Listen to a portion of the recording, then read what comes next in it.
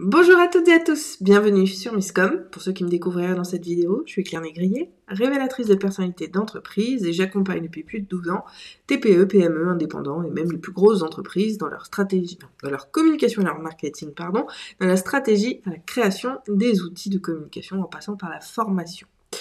Cette semaine sur Misscom, je vous propose d'aborder un sujet qu'on a déjà un peu vu, mais souvent de manière générale, d'accord, quand on parle de choisir ses actions, on déroule le plan stratégique. Moi, j'ai envie de vous proposer cette semaine d'aller un petit peu plus loin dans cette réflexion sur comment choisir vos actions et in fine comment les organiser. En tout cas, le sujet du jour, c'est comment choisir ses actions de communication au-delà de la stratégie. Parce que oui, une fois que on a mis en place la stratégie, c'est-à-dire définition des objectifs, identification des cibles, élaboration du message, et en fonction de ces 3 piliers, on va sélectionner des outils qui vont nous permettre de diffuser au bon endroit, au bon moment et de la meilleure des manières.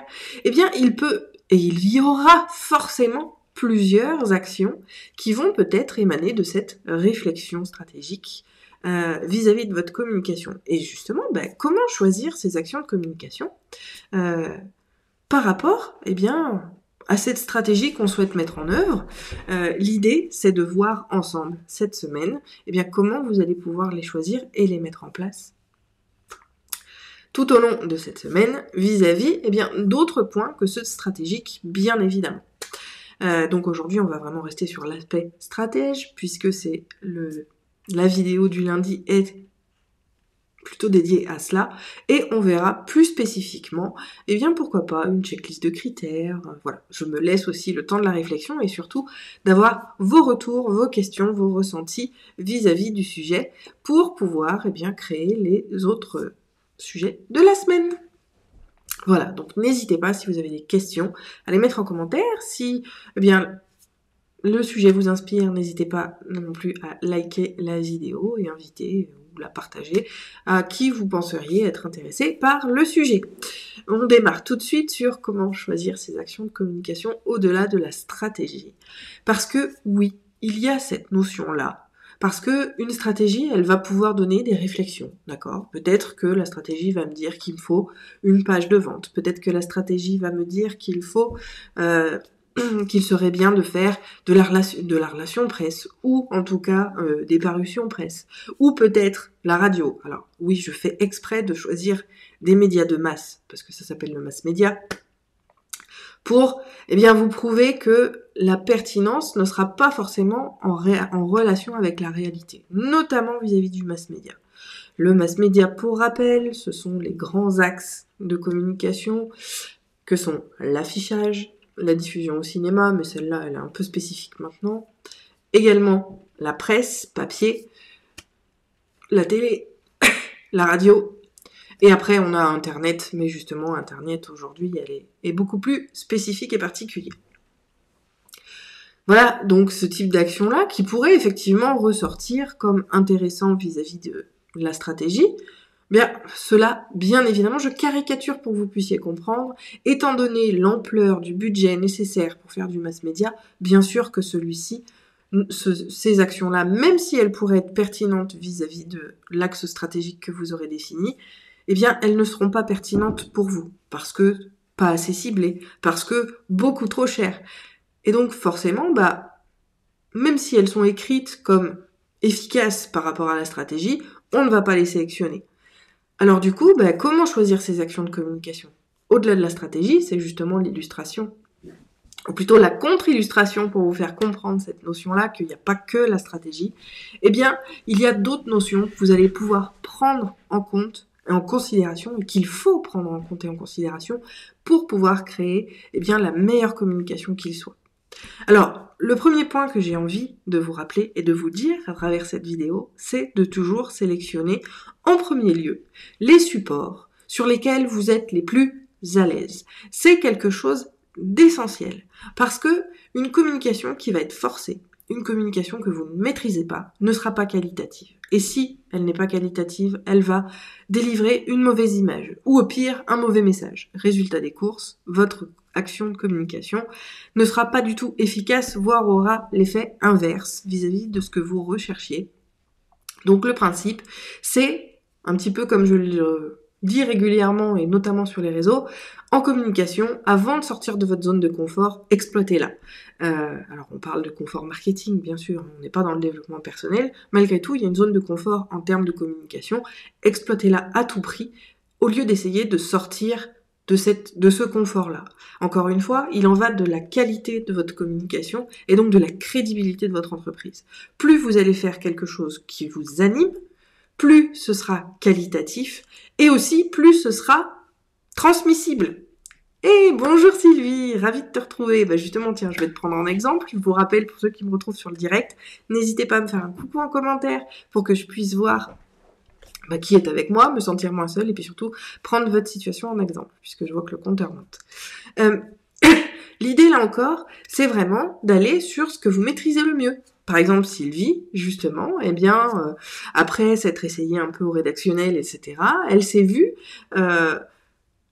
s'éclater en vidéo. Et aujourd'hui, sa communication, elle est très très orientée sur la vidéo, parce que c'est ce qui est le plus pratique, parce que c'est ce qui est le plus fun pour elle, parce que c'est ce qui est le plus interactif aussi avec son audience. Peu importe les objectifs qu'il y a derrière, mais du coup, d'une communication, on va dire, un peu standard, où on est passé par des flyers par rapport à tout ça, il faut impérativement garder cette notion de confort. Je lis en même temps les commentaires en dev perso. Comme en communication, on sort pas d'une zone de confort, on l'élargit. Voilà. Mais même avant de penser à l'élargir, et c'est vraiment, en tout cas c'est moi ce que je ressens par rapport à mes clientes aujourd'hui, tout le monde dit oui mais il faut faire ça, on nous dit qu'il faut faire ça. Non, arrêtez, avec les injonctions, c'est pas il faut de toute manière, il faut faire une stratégie, oui, pour savoir si effectivement vos outils vont être efficaces, et surtout pour rendre les choses efficaces vis-à-vis de votre visibilité. Donc, je reprends, comment choisir ces actions de communication. 1. L'affect, et la maîtrise. C'est vraiment le premier point. 2. L'affect. Ce qui vous affectionne le plus. Je reprends l'exemple de Sylvie, elle s'est éclatée en vidéo, et maintenant elle utilise vraiment la vidéo, parce que c'est devenu quelque chose qu'elle affectionne beaucoup. Moi-même, sur Misscom, si c'est la 5e année qu'on est en direct et qu'on se retrouve quasi quotidiennement, l'idée, c'est de rendre de manière interactive la communication accessible à tous. Je n'ai pas meilleur moyen pour le faire que en vidéo, parce qu'il y a cette notion d'interactivité que n'a pas un autre support. Et même si, je dois l'avouer, au tout début, Misscom, au-delà de l'aspect pour vous aider à comprendre, pour maximiser aussi mon temps, pour minimiser mon temps d'aide, parce que j'avais beaucoup de questions à l'époque, ça avait aussi une notion thérapeutique pour moi, parce que manque de confiance en moi, parce que j'avais des soucis d'acceptation de soi, d'accord ? Donc oui, quelque part, il y a aussi un peu de développement personnel. Je me suis mise en défi d'intervenir en vidéo. Et petit à petit, c'est vraiment devenu mon outil de prédilection, et ce qui fait qu'on se retrouve 4 fois par semaine en direct sur Facebook et en vidéo sur YouTube, parce que c'est nécessaire pour moi de continuer à garder ce lien-là. Et encore une fois, parce que la vidéo ne trouve pas son pareil sur un autre support. Et donc finalement, d'un outil qui était un peu thérapeutique, sur lequel forcément j'ai été un petit peu à tâtons au début, je suis devenue quelqu'un qui s'exprime parfaitement en vidéo après 5 ans, donc vous multipliez par 200 vidéos par an, donc x 5, on est presque à 1000 vidéos aujourd'hui de Misscom, pour vous aider à mieux communiquer. Donc vous voyez un petit peu l'idée. Donc le principe, c'est déjà, 1, d'utiliser ce que vous maîtrisez, 2, de faire ce qui vous affectionne, d'accord ? Moi, il y a quand même un deuxième outil de communication que j'adore, même si les vidéos ont un petit peu cannibalisé, c'est l'écriture. J'adore écrire, même dans ma vie privée, et donc je garde l'écriture comme deuxième source de communication, parce que j'adore écrire des articles, et puis parce que, comme je le disais, il y a une synergie de nos actions, c'est pas une action pour un but, d'accord? Un article, il va travailler votre notoriété, il va travailler votre crédibilité, il va travailler votre référencement, on va pouvoir toucher à plein de choses différentes, contrairement à la vidéo, qui, une fois qu'elle est vue, n'aura pas beaucoup d'effets à côté. Malgré tout, ça reste une opportunité quand même. Tout dépend des objectifs que vous fixez. Néanmoins, gardez aussi du kiff dans vos actions, c'est quelque chose d'essentiel pour pouvoir tenir, et je le répète assez souvent dans mes lives, pour tenir sur la durée. Quelque chose qui est stratégiquement mis en place et dont on n'a pas la maîtrise ou pas l'affect avec ce support-là, fera que on ne va pas le faire durer dans le temps. Pourtant, je pense que vous commencez à le savoir, la longévité de vos actions reste essentielle et rudimentaire. Si vous n'avez pas une action sur le long terme, si c'est pas quelque chose que vous considérez faire sur le long terme, ça ne fonctionnera pas. Parce que, là aussi, on en a déjà vu, il faut absolument aussi laisser le temps à ces actions de faire leur effet. Et oui, il n'y a pas d'action immédiate, sauf peut-être les actions de lancement quand on a des grosses communautés. Voilà, sur une communauté de 10 000 personnes, qui est bien évidemment triée, on l'a déjà vu, et qui serait effectivement une véritable audience. Forcément, si vous lancez un produit ou un service auprès de 10 000 personnes, vous aurez vos 20 inscrits. Mais on est toujours sur le ratio de entre 0,2 et 2%, ce qui est logique. Donc là encore, on se retrouve avec quelque chose qui doit venir de vous et qui doit vous ressembler et qui doit absolument être spécifique à ce que vous appréciez, pour pouvoir, encore une fois, garder cette notion d'efficacité et de longévité. Troisième orientation pour choisir ces actions de communication, ça va être la rentabilité de vos actions. Sylvie, je reprends tes commentaires juste après. La rentabilité de vos actions. Alors, qu'est-ce que ça veut dire? On ne peut pas parler de rentabilité tant qu'on n'a pas eu de retour si c'est le lancement d'une nouvelle action. Par contre, par rapport à la stratégie, vous avez bien sûr identifié que ça répondait à l'objectif, que ça touchait bien les bonnes cibles, que votre message était bien défini et très spécifique et qu'il répondait à un besoin de votre audience.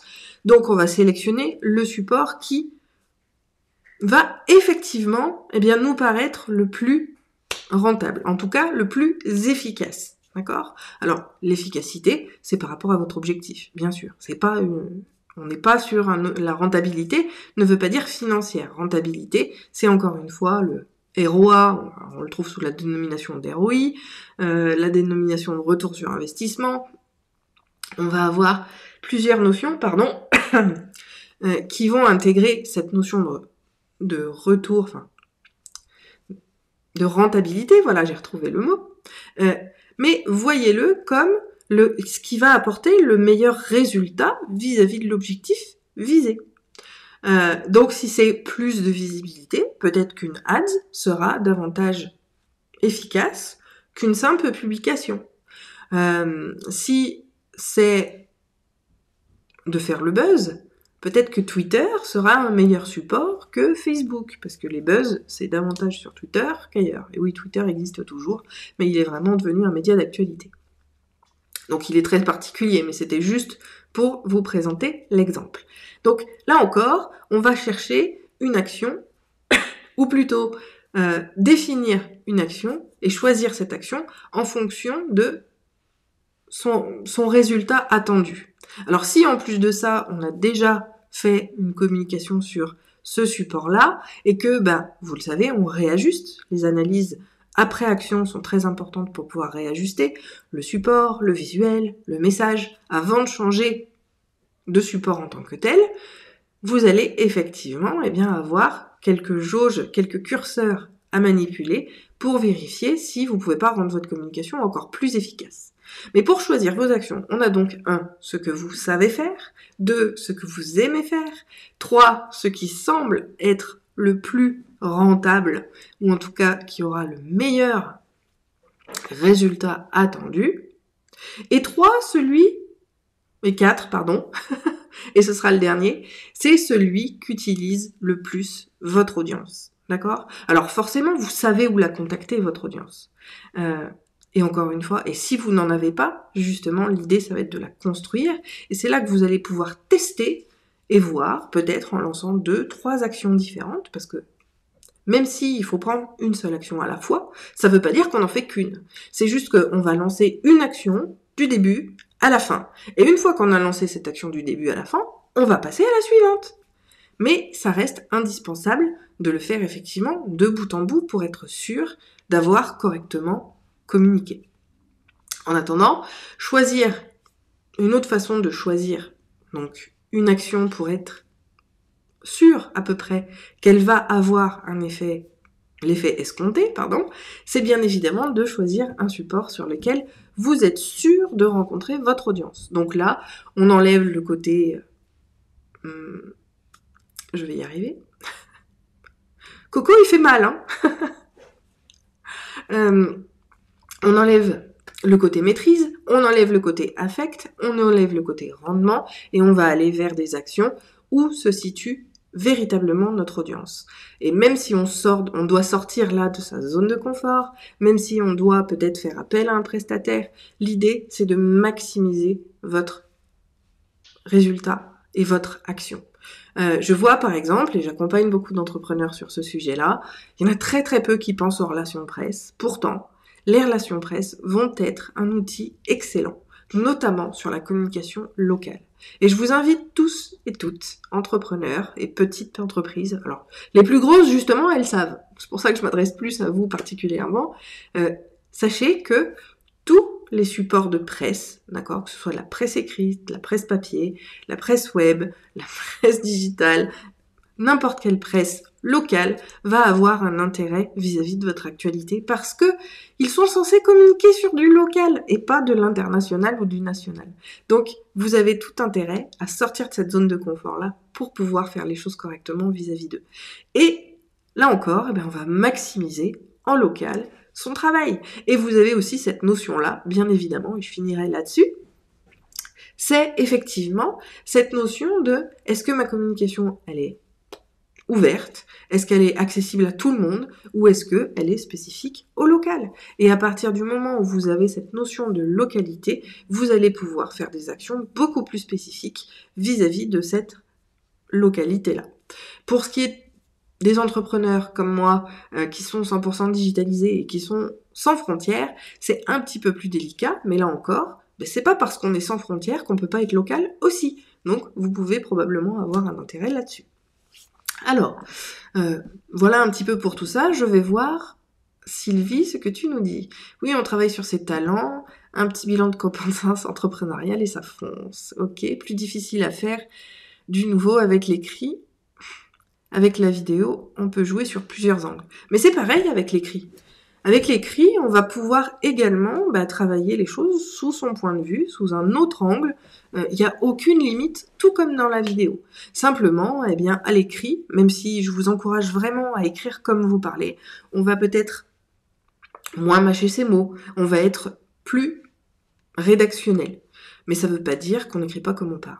Ça reste, encore une fois, un élément indispensable à votre différenciation et ça pourra même booster votre référencement et surtout, du moins, éviter le duplicate content. Parce que tout ce que vous pensez, que ce soit en vidéo ou à l'écrit, tout ce qui sort de votre tête existe déjà sur Internet. Donc, dites-vous que si vous ne personnalisez pas vos contenus, vous serez dans le duplicate content. Parce que ça existe déjà. Et oui, avec plus de 2 milliards de sites Internet sur la toile, vous risqueriez forcément de rentrer en concurrence avec quelqu'un d'autre. Et dans ces cas-là, c'est l'antériorité qui prime, comme dans les règles de l'entreprise et comme dans la loi. Donc, de toute façon, vous n'aurez pas gain de cause si vous avez 30% du contenu identique à celui de quelqu'un d'autre. À l'écrit, j'ai l'impression de faire du réchauffé, du déjà vu. Eh bien non, si tu prends ton point de vue, tu ne feras pas de réchauffé puisque c'est ton point de vue que tu exprimes. Et à moins d'avoir déjà écrit sur le sujet, auquel cas, oui, tu t'auto-saboterais à le réécrire, c'est un autre sujet. Donc là-dessus, il ne faut pas hésiter. Voilà. Si vous avez des questions, n'hésitez pas. Si vous avez des idées pour la suite de cette thématique, n'hésitez pas encore, parce que mes sujets de la semaine ne sont pas encore figés. Si vous avez des questions, là encore, commentez, envoyez-moi un message privé, vous pouvez aussi m'écrire à claire@miscom.fr. On se retrouve demain pour la suite, D'ici là, portez-vous bien et je vous souhaite un très bon appétit, une très bonne journée.